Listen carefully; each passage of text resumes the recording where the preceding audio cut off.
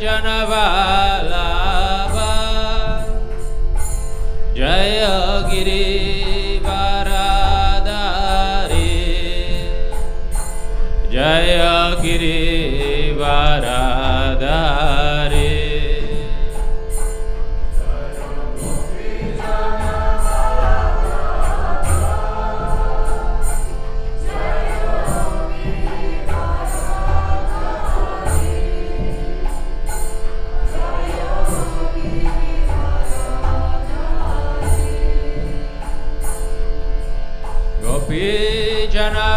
Janavalabha Jaya Girivaradari Jaya Girivaradari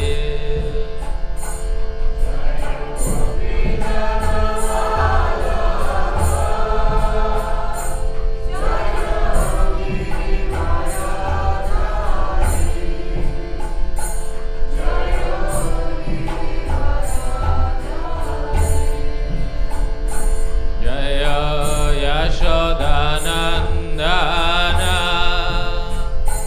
Jaya Braja Janaranjana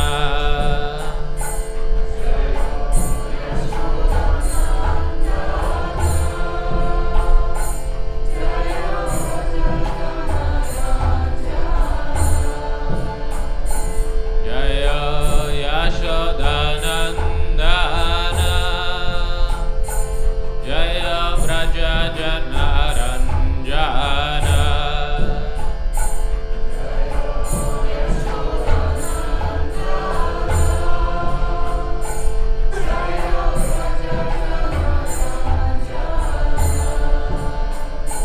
Jaya Yamuna Tiravanachari Jaya Kunja Vihari Jaya Kunja Vihari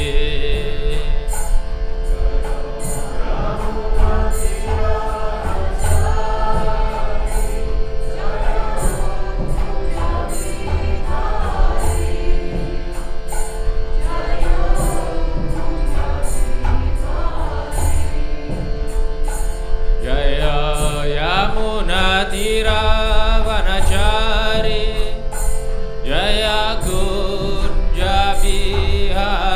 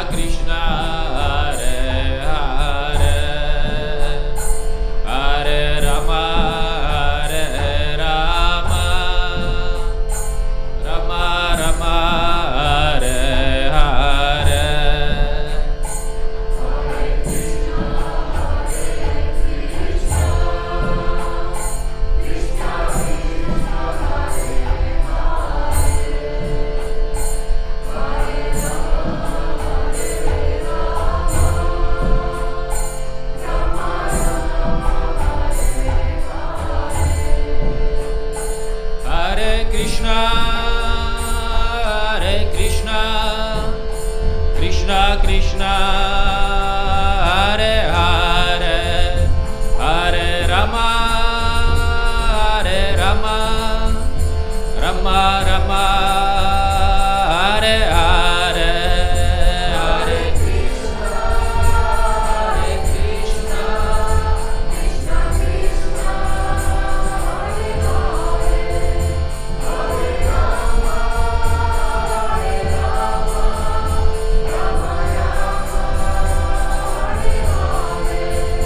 Hare Krishna, Hare Krishna, Krishna Krishna, Hare Hare, Hare Rama, Hare Rama, Rama Rama, Hare Hare, Hare Krishna, Hare Krishna, Krishna Krishna, Hare Hare, Hare Rama, Hare Rama, Rama Rama, Hare Hare, Hare Krishna, Hare Krishna, Krishna Krishna, Hare Hare, Hare Rama, Hare Rama, Rama Rama, Hare Krishna, Hare Krishna, Krishna Krishna, Hare Hare, Hare Rama, Hare Rama, Rama Rama, Hare Hare, Hare Krishna,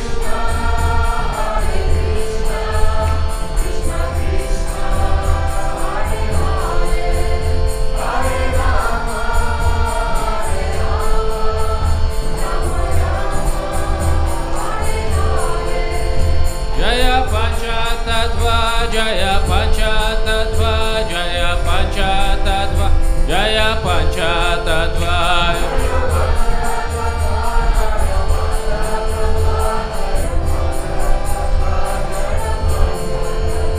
Jaya Gauranitai, Jaya Gauranitai, Jaya Gauranitai, Jaya Gauranitai,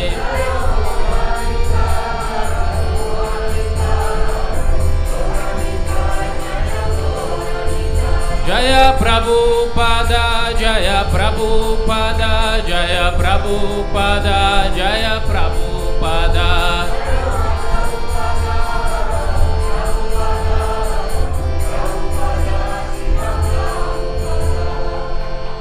Panchatattva ki jai, Srila Prabhupada ki jai. Bhagavate Vasudevaya. Om Namo Bhagavate Vasudevaya. Om Namo Bhagavate Vasudevaya. Om Namo Bhagavate Vasudevaya.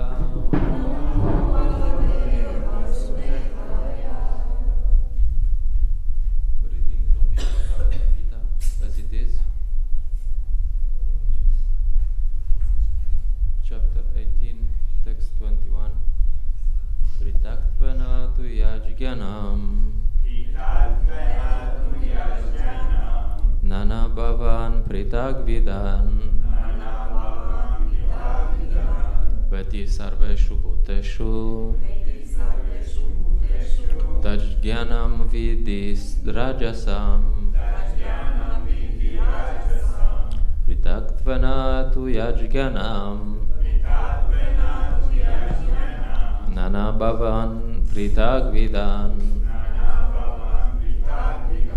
Veti sarveshu bhuteshu Tajñanam vidi rajasam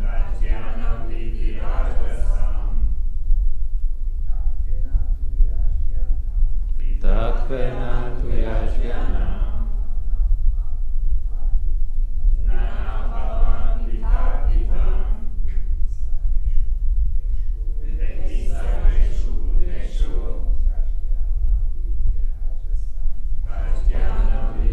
Rajasam.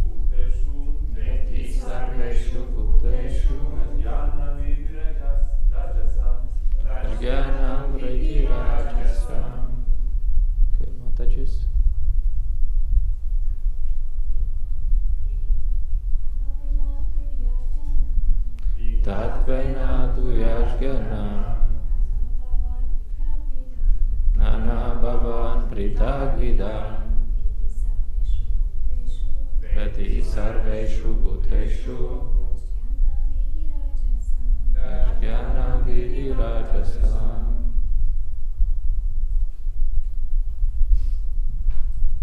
Pritakttvena, because of division. Tu, but, yat, which, jnanam, knowledge, nana bhavan, multifarious situations. Pritak vidan, different. Veti, knows. Sarveshu, in all. Bhuteshu, living entities. Tad, that. Jnanam, knowledge. Vidhi, must be known. Rajasam, in terms of passion. Translation and purport by His Divine Grace A.C. Bhaktivedanta Swami Srila Prabhupada ki. That knowledge by which one sees that in every different body there is a different type of living entity, you should understand to be in the mode of passion. Purport. The concept that the material body is the living entity and that with the destruction of the body the consciousness is also destroyed is called knowledge in the mode of passion. According to that knowledge, bodies differ from one another because of the development of different types of consciousness. Otherwise, there is no separate soul which manifests consciousness. The body is itself the soul, and there is no separate soul beyond the body. According to such knowledge, consciousness is temporary, or else there are no individual souls, but there is an all-pervading soul which is full of knowledge, and this body is a manifestation of temporary ignorance. Or beyond this body there is no special individual or supreme soul. All such conceptions are considered products of the mode of passion.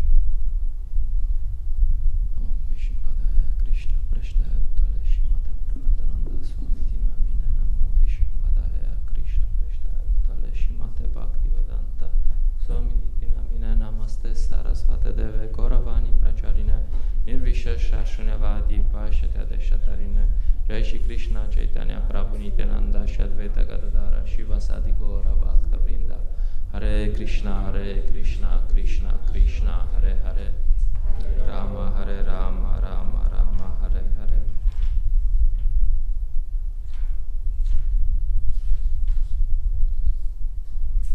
So in text 19, Krishna says that there are three types of knowledge, action, and performers of actions.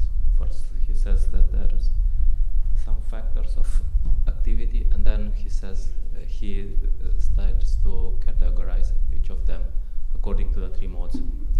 So here is the part about knowledge, and there is knowledge in goodness, there is knowledge in passion, and there is knowledge in ignorance. So in this section, it speaks more specifically about the knowledge about the soul, who we are and who others around us are. So in the verse before, in verse 20, the proper knowledge, the knowledge in mode of goodness is described. And according to the knowledge in the mode of goodness, we see that there is a soul in everybody. And that is the same soul. And just the body might be different, but there's same type of soul. And in passion, everyone is different. If you, according to someone who is in passion, everyone is different. And there are even different types of souls. In Christianity, there's this famous conversation of Srila Prabhupada with this Christian priest, and then Srila Prabhupada says that there's these animals that you are eating, they are souls. He says, yeah, but this is animal souls. There's different types of souls.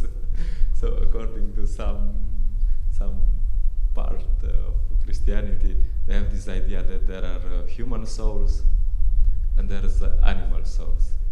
And if you have a human soul, then it's your lucky day. You can go back home, back to Godhead.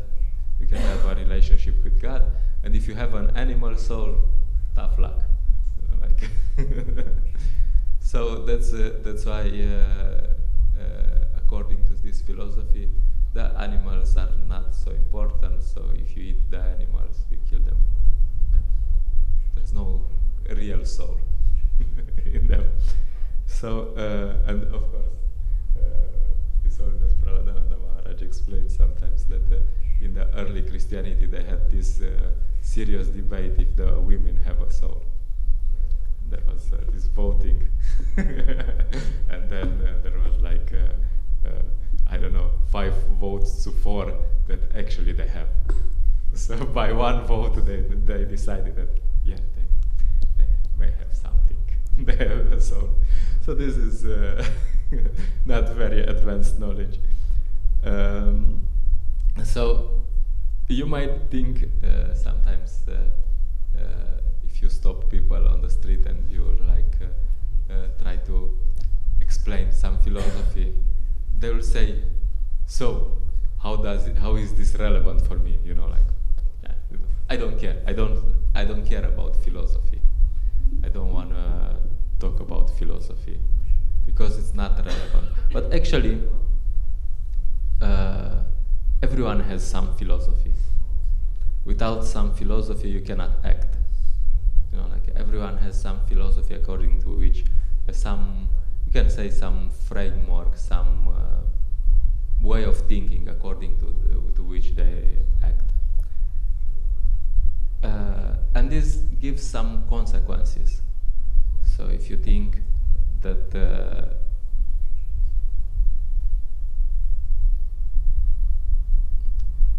that there is a soul also in the animal bodies, then you might think, oh, maybe these souls, they have also some rights, same as me. Maybe they are a bit less advanced, but in current state, but still they have maybe they have some rights.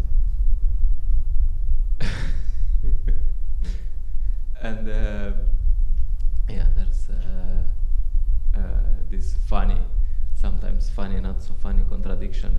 You have these animal lovers. They love their animals, so they think, oh, my dog is very important, and they have these conventions or protect the animals and so on. And then after this nice march where they militate for the rights of the animals, they go to McDonald's and eat some animals. They're like, what? So that's because they see, oh, my dog has a soul, and this pig, which is in my plate, there's no soul there. So actually, this is quite consequential if we see the soul or not. Because if we see the soul, then it's hard to be violent to a soul. I met this lady at some point, long before Krishna consciousness. She was vegetarian, mostly vegetarian. She had also this rule that she would not eat anything that she could not kill. No, so if you want to eat some sort of, I don't know, some chicken meat, you have to go take the chicken alive, take a knife, and cut the throat, and then do whatever is needed, and then you eat it. And if you do this, then probably your lust is you're thinking again. Oh, okay, maybe he's suffering. So that's the point. If then you're forced to see, oh, this animal actually has emotions. It's alive, and then you're thinking, okay, maybe I'm not so hungry. Maybe I can eat something else today. So that's the whole point. That many of the things. So she was like eating fish sometimes. I don't know, the fish is maybe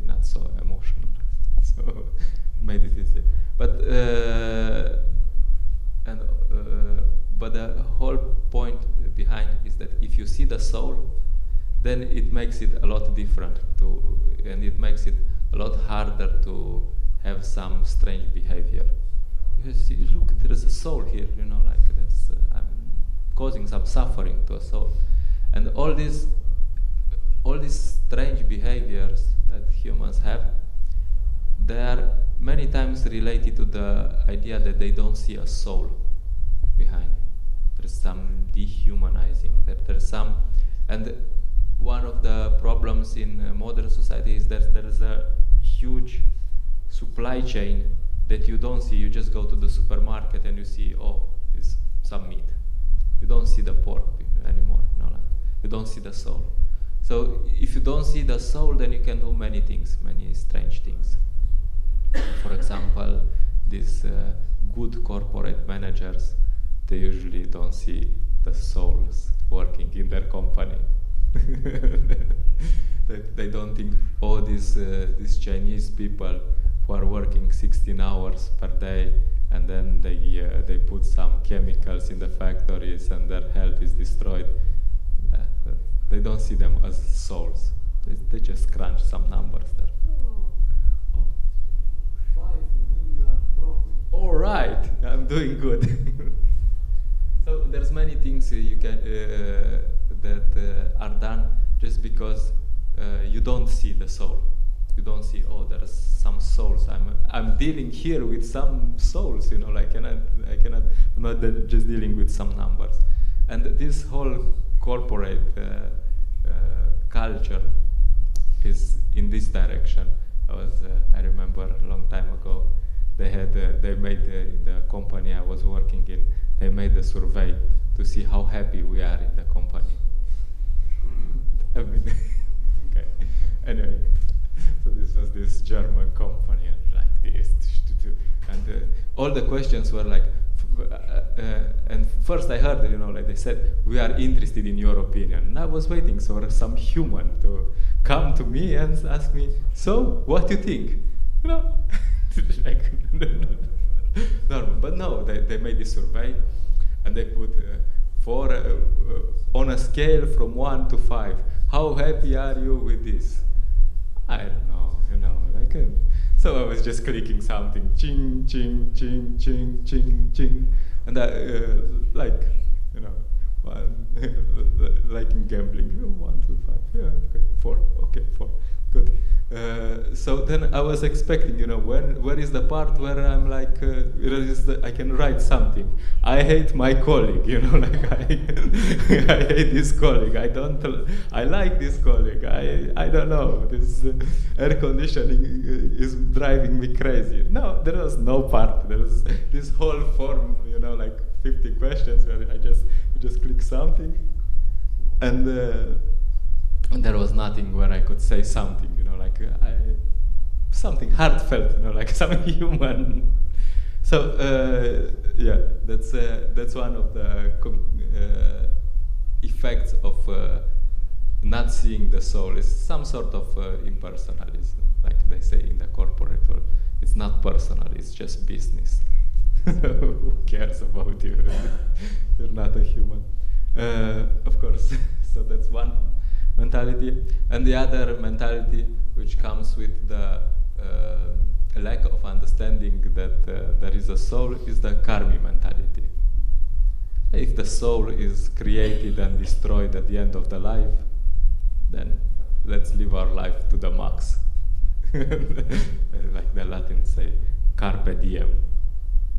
We only have one life, so let's extract as much juice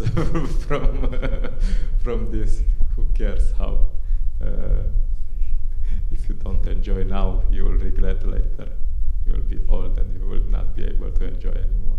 So, whatever. There's this proponent of atheism in India, Charvaka Muni. His philosophy was beg, borrow, or steal, but somehow you gotta get ghee. So it doesn't matter. Just to make sure you don't get caught. But do it somehow. Just get some ghee. Of course, he was high class. He was not thinking of wine and so on. He was thinking ghee. He was a bit intelligent, not so much. So just make sure you don't get caught. Of course, we know that there are actually consequences, not only in the next life, but also in this life. So, yeah.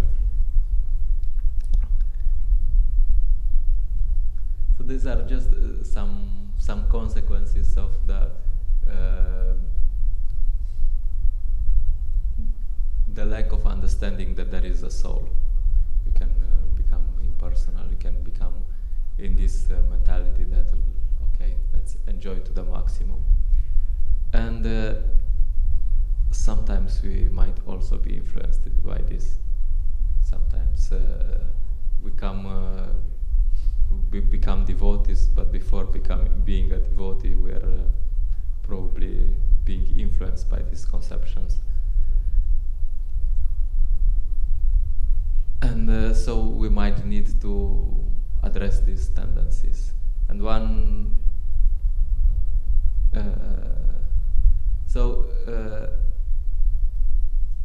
what I said in the beginning is that everyone has a philosophy, actually. So we should make sure, clarify what is our philosophy. And of course, there's this type of armchair philosophy. You know, you have these philosophers, they sit in an armchair, they smoke something, they drink some wine, and they talk high philosophy, like, yeah. And I'm not talking about the philosophy of what you discuss, you know, like, yeah, sometimes we discuss, but also these armchair philosophers, after they discuss some nice philosophy, they act. How do they act? Because if you want to see someone's real philosophy, what is the philosophy he really believes in, then you have to see how he acts. You know, not what he speaks. Yeah, he might speak like high philosophy, but how does he act? So, in this in the class which we were hearing this morning, Srila Prabhupada made a very interesting point. For me, it was like striking. There's this discussion between the Vishnudutas and the Yamadutas connected to Ajamil. Jamil, at the end of the life, the Yamadutas say, okay, he's ours. It's time for punishment. And Vishnudutas comes and wait. And he's not yours, he's ours. And then the Yamaduta says, no, it's ours. We're protecting the Dharma here. And the Vishnudutas are asking very important questions. That, okay, if you're in charge of following the Dharma, then you have to explain what is Dharma. Very, very important question. And Srila Prabhupada is in this class is a bit putting more gas on this topic. Okay, so you're a devotee. So what does it mean to be a devotee? you're following Srila Prabhupada. What does it mean to follow that you follow Srila Prabhupada? Like, he was saying in this class that you have Kantimala and you have Tilak. No. What does it mean? So the point is what it means that we follow some philosophy. That we have some philosophy which is not just theoretical but also practical. That if you are followers of Srila Prabhupada, then we act according to, we see the world through the eyes of Srila Prabhupada, and then we also act in that way. Yeah, that's very important, because sometimes we can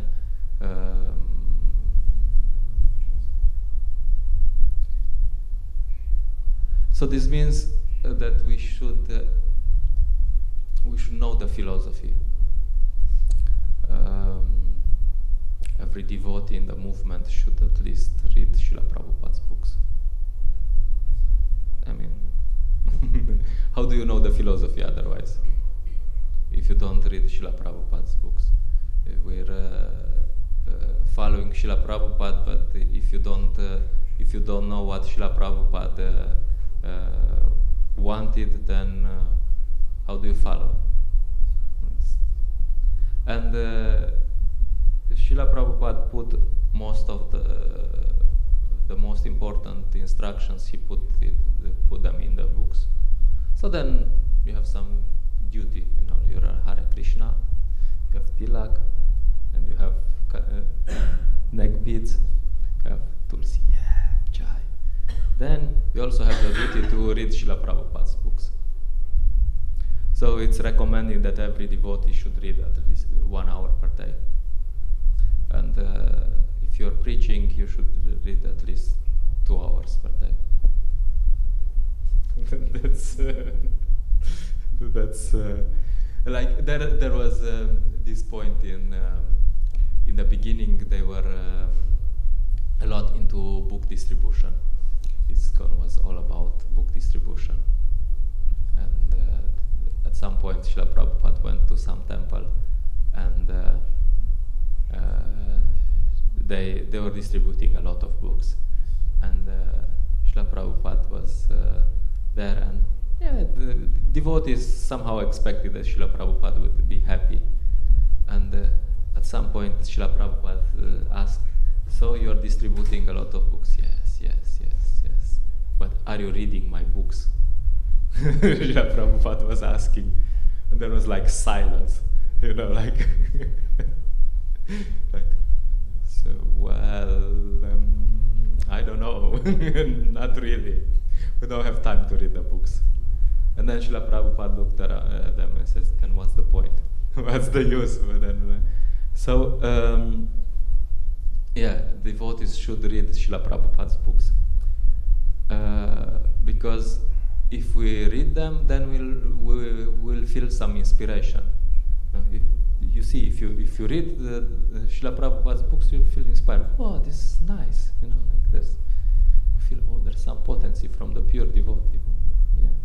And many times there you can find there are some answers to some questions. In the beginning, when I was reading, I remember I was reading srimad-bhagavatam, and then I would go for sankirtan.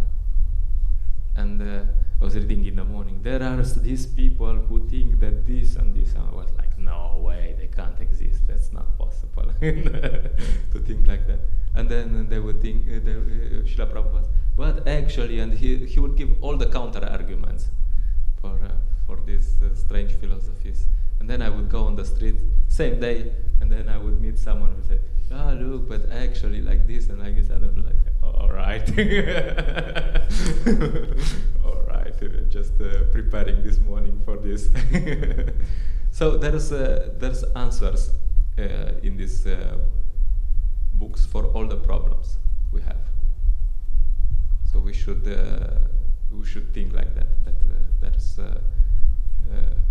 if we have some problem, we just have to find the answer in the books. It's there. And then, of course, we should try to apply the books. Like these books are not just meant, okay, we recite Dharma Kshetra, Kuru Kshetra, Samaveta, Yutsavaha, we recite something, and then, no, it's meant that we get to the point where we can see the world to this philosophy. We can understand, I was reading these books, I was understanding this philosophy, and now there's a practical situation, and I know what I need to do. What should I do? So that's next level. I understand the philosophy, then I have to understand, if I really understand the philosophy, I can understand how to apply it in all situations. And then I can see the world through that. And then, of course, Lord Krishna speaks in the 2nd chapter about bhakti-yoga. Bhakti-yoga means that whenever you have some situation, you have some thoughts coming, you can use your intelligence to decide, this is a good idea, this is not a good idea. Okay, according to the Guru, Sadhu and Shastra, this is not a good idea. Okay, so we won't do it. Then you act according to this. So the point is that we should study the books, understand the books, apply the books, see the world through the books, and then apply, act according to the books. Because the value of our activities actually is not given so much by what we do externally, but what is our philosophy. It's quite important. Why do we do something? What is the philosophy behind? We can do many times we can do some so-called bhakti activities, but in the wrong mentality. Sometimes we can do bhakti activities and we have the karma kanda mentality. Yes, I will do this, and what's in it for me? I will wash the pots today, so you owe me 3 cakes. Or I don't know. You can have so many examples. Probably everyone is like. So this is of course this is a bhakti. Somehow it's devotional service. Should be devotional service, but the mentality behind is not the proper one. So that's so we can do bhakti activities, but our consciousness when we do it can be karma kanda, karma yoga, jnana yoga, dhyana yoga, bhakti yoga. So it's very important what is the philosophy behind. What is our philosophy? Similarly, like this Hare Krishna temple.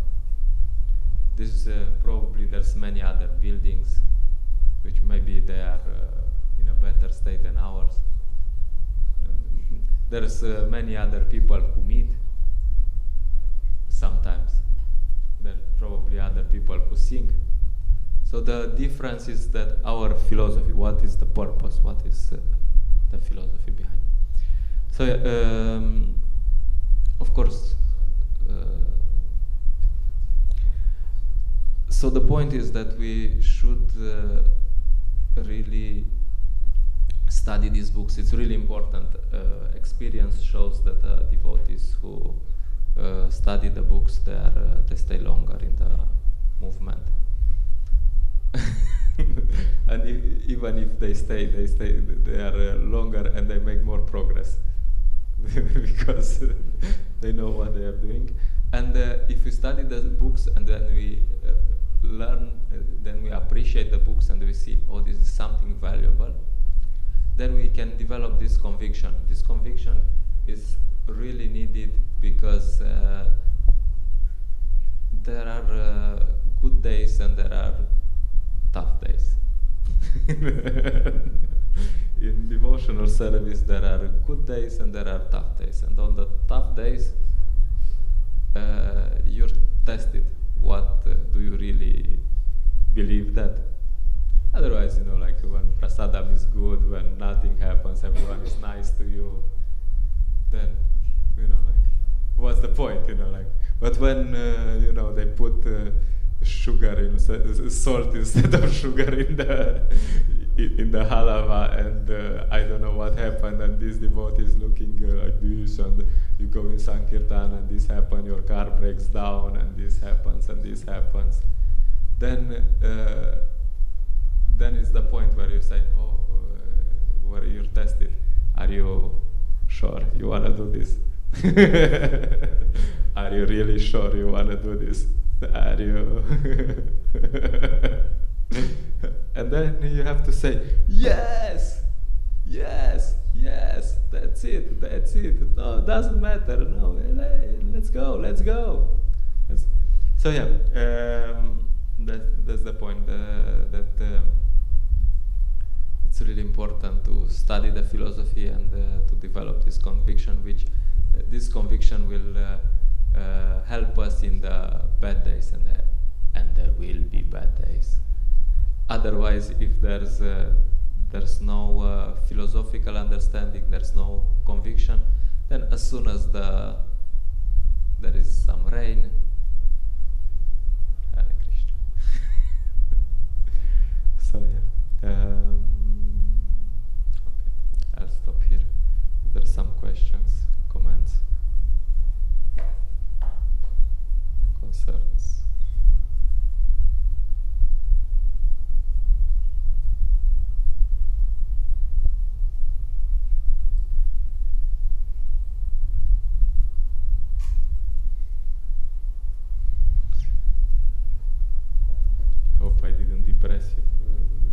Too much. Okay. Thank you so much. Centra srimad-bhagavatam ki jai, Srila Prabhupada ki jai.